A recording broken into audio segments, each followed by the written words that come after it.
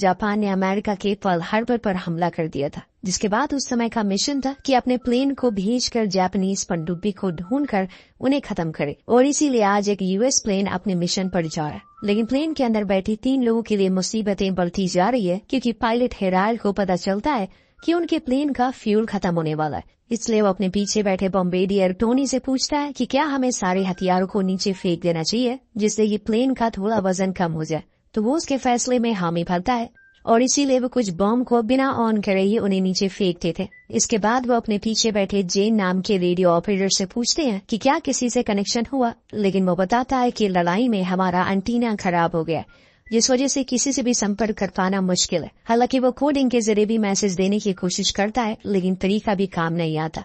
इसलिए हेराल्ड अब उन्हें कह देता है कि हमें कुछ न कुछ फैसला करना ही होगा, और इसीलिए वो फैसला करते ही हमें समुद्र में ही अपना प्लेन लैंड कराना होगा। उसके बाद हमें अमेरिकन फोर्स बचाने जरूर आएगी, लेकिन उन्हें ये नहीं पता कि वो जो समुद्र में क्रैश लैंडिंग करने वाले हैं वो असल में पैसिफिक ओशन, जिसकी लंबाई और गहराई का अंदाजा आज तक किसी को नहीं लगा।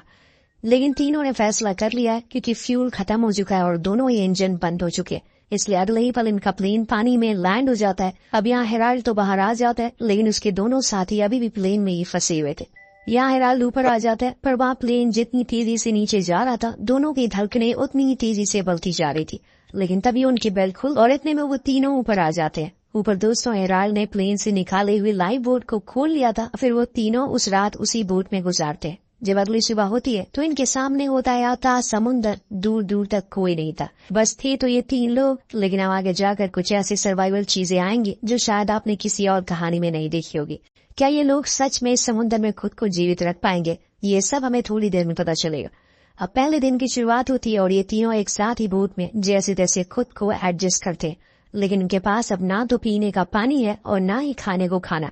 ऐसे में जिस जगह पे खुद को जिंदा रख पाना आसान तो नहीं है। पर टोनी कहता है कि क्या पता कुछ ही देर में हमारे साथ ही हमें ढूंढने के लिए यहाँ पर जरूर आए। लेकिन यहाँ हेराल्ड को इस बात पर ज्यादा यकीन नहीं था। लेकिन दोस्तों, कुछ देर बाद टोनी की ये बात सच हो जाती है। एक प्लेन इन्हें दिखाई देता है तो हेराल्ड कहता है कि फौरन हमें अपना पैराशूट को खोलना होगा, तभी वो हमें देख पाएंगे। लेकिन जेन बताता है कि हमारे पास कोई पैराशूट है ही नहीं, क्योंकि वो तो पहले ही प्लेन के साथ नीचे डूब चुका है। इसलिए वो अपनी जैकेट उतार कर हवा में फैलाने लगते। लेकिन इससे कुछ फायदा नहीं होता, क्योंकि इनकी बोट बहुत ही छोटी है।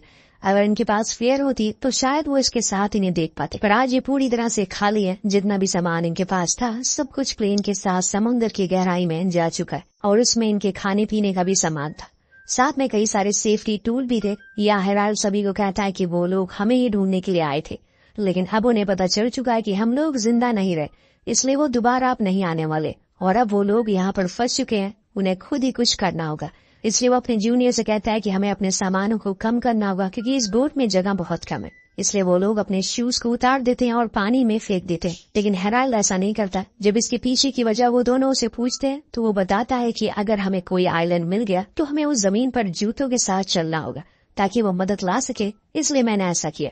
अब उन्हें ये बात सही नहीं लगती, ऐसा उनकी शक्ल से साफ पता चल रहा था। खैर, अब आज का दिन जैसे तैसे निकल जाता है, पर असली परीक्षा तो रात में होगी, क्योंकि ऐसे घने अंधेरे में खुद को समुद्र के बीचों बीच अकेले जिंदा रख पाना आसान तो नहीं होगा।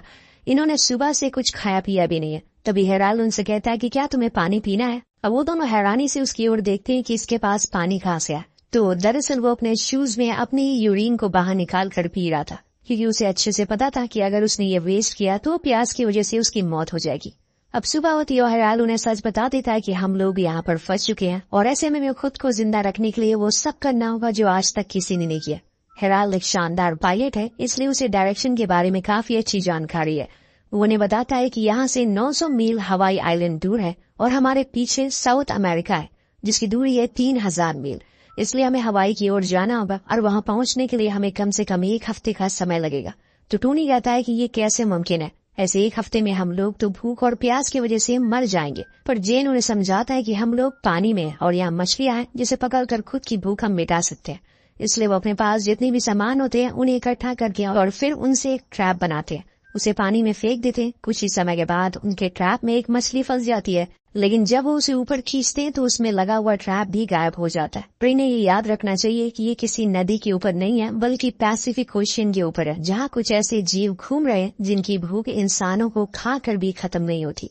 इन सब चीजों के साथ इनका सामना झुलसा देने वाली गर्मी से भी होता है। इस गर्मी से बचने के लिए जेन पानी में कूद जाता है ताकि वो खुद को ठंडा रख सके, लेकिन उसकी इस हरकत से हेराल्ड खुश नहीं होता और उसे कहता है कि पानी में शार्क है जो तुम्हें खा सकती है, इसलिए फौरन वहाँ से बाहर निकलो। वो लौट आता है, लेकिन यहाँ धीरे धीरे करके समय बीतना शुरू हो गया था और इतनी मुशक्कत करने के बाद भी इनके हाथ एक भी मछली नहीं आती, ना ही इनके पास अब पानी है। इनकी हालत अब पहले से और खराब होती जा रही है, जो कि आप तीनों के चेहरे से साफ पता लगा भी सकते। अब यहाँ टोनी को समुद्र का पानी देखकर लालच आने लगता है, उसे उसको पीने का मन करने लगता है और वो अपना पूरा मन बना भी लेता है, लेकिन हेराल्ड उसे समझाता है कि ये पानी नमकीन है, ये तुम्हारे शरीर को अंदर से खत्म कर देगा।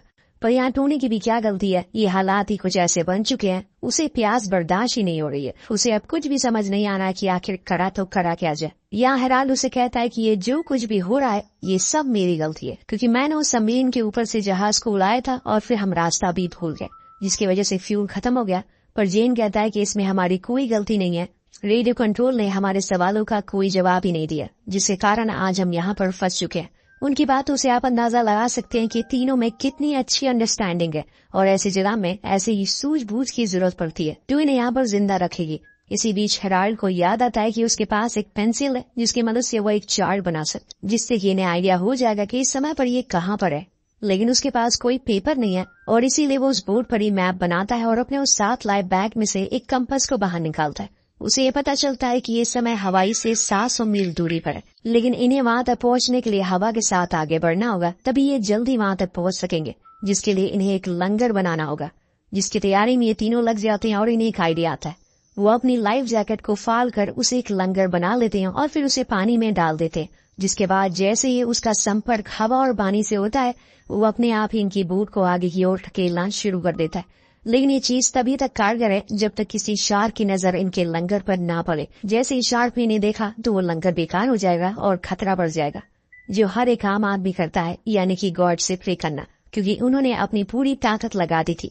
बाकी अब ऊपर वाले के हाथ में है। तीनों हाथ जोड़ लेते हैं और अपनी सलामती की दुआ मांगते हैं। लेकिन टोनी कहता है कि गॉड, हमें पानी की सख्त जरूरत है, इसलिए बारिश करवा दीजिए। और इसके बाद बस सभी इसी उम्मीद में बैठ जाते हैं कि इनकी प्रे को ऊपर वाला सुन लेगा। लेकिन हेराल्ड एक सीनियर पायलट है, इसलिए वो अच्छे से समझता है कि माहौल को अगर अच्छा रखा जाएगा तो उनके लिए समय गुजारना आसान होगा, और इसीलिए वो वहाँ पर हंसी मजाक करना शुरू कर देता है और अपने रिक्रूटमेंट के दिनों की यादों को उनके साथ शेयर करने लगता है, जिससे एक अच्छा माहौल बन जाता है। कुछ समय के बाद फिर से अंधेरा हो जाता है और इसी में टोनी को एक बुरा सपना भी आता है, पर जैसे ही उसकी आंख खुलती है उसके चेहरे पर उसकी दुआओं का असर दिखना शुरू हो गया था।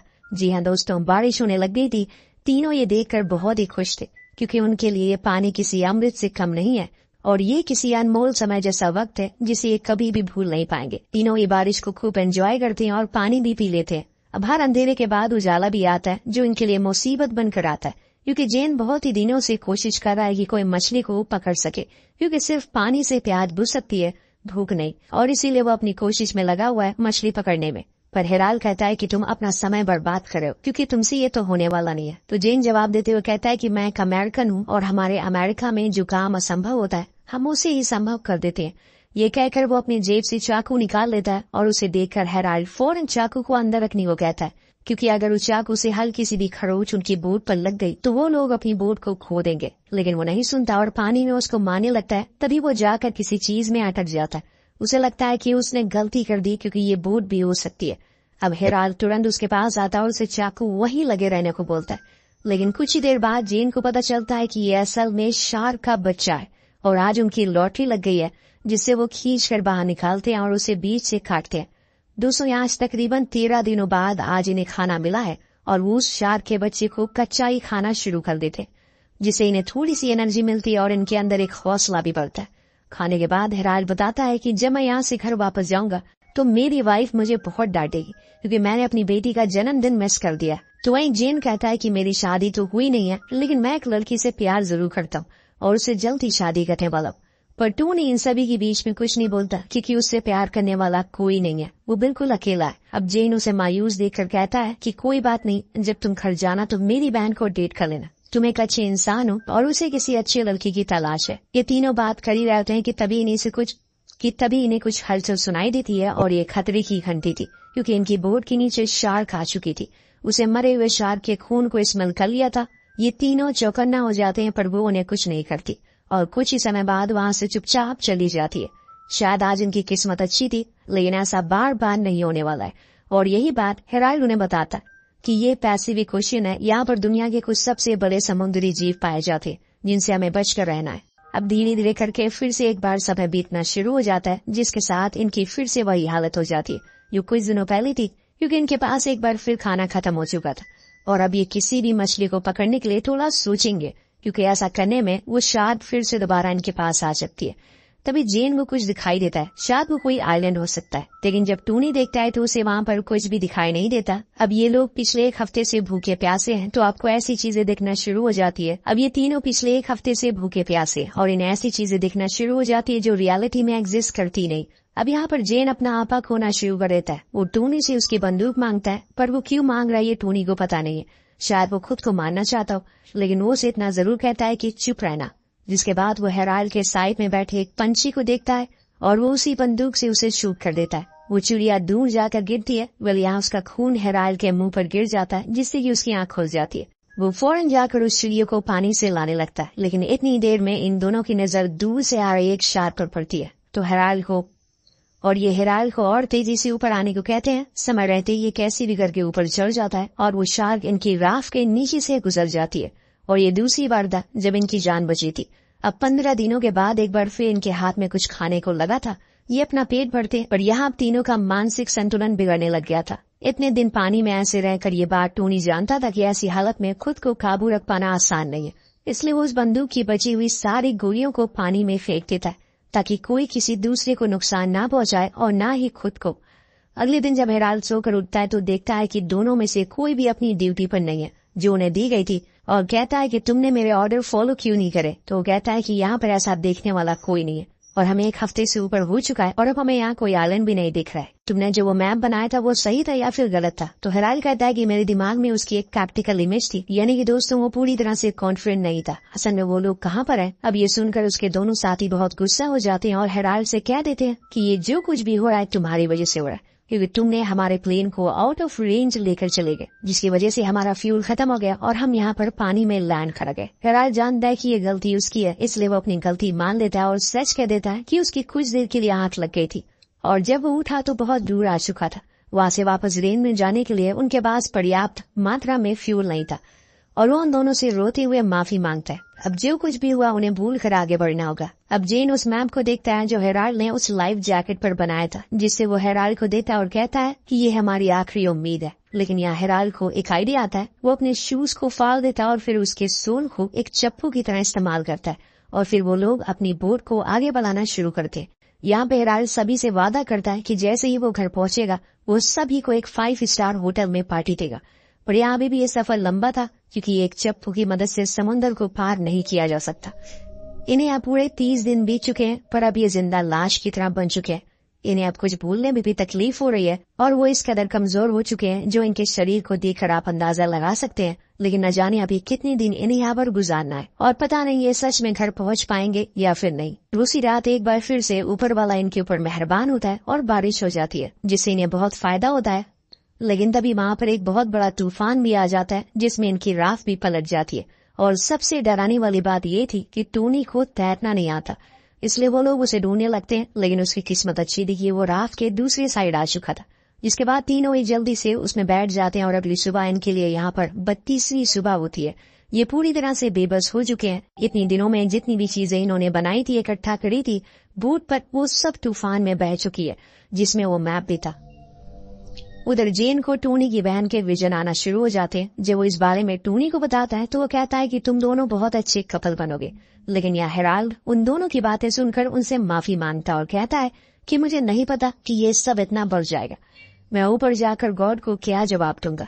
तभी टोनी उठकर बैठ जाता और कहता है कि हम लोग बहुत आगे आ चुके, अब हार हम नहीं मान सकते। इसलिए वो अपने हाथ को चप्पू की तरह इस्तेमाल करने लगता है और उसे देखकर वो दोनों के अंदर भी एक जोश आता है और वो भी उसके साथ देने लगते हैं। ऐसे ही करते करते 2 दिन बीतने लगते हैं और इनके पास अब इतनी ताकत नहीं बचती कि ये बैठ भी सके। जेन तो पूरी तरह से मर ही चुका था। उधर हेराल्ड ने समुद्र का पानी पीना शुरू कर दिया था, क्योंकि प्यासे मरने से अच्छा है कि वो पानी पी कर ही मर जाए। इन्हें अब कोई उम्मीद दिखाई नहीं दे रही थी कि ये बच पाएंगे या फिर नहीं। लेकिन इसी बीच टोनी कहता है कि मुझे कुछ दिखाई दे रहा है। पहले तो सभी को एक विजन लगता है, पहले तो सभी को एक वहम लगता है, लेकिन जब तीनों उस चीज को देखते हैं तो ये सच में एक आइलैंड था, जिसे देखकर इनके अंदर एक अलग सी ऊर्जा पैदा हो जाती है। वो तीनों ये नजारा देखकर रोने लगते हैं और जोर जोर से चिल्लाते हैं और गॉड को उन्हें अभी तक जिंदा रखने के लिए शुक्रिया कहते हैं। अभी अपने हाथों का इस्तेमाल करके वहां तक पहुंच जाते हैं और जब ये आइलैंड पर अपना पहला कदम रखते हैं तो ये एक सुकून सा महसूस करते हैं समुद्र में पूरे 34 दिन बिताने के बाद, जो कि इन्हें समुद्र में 34 दिन बिताने के बाद मिला था।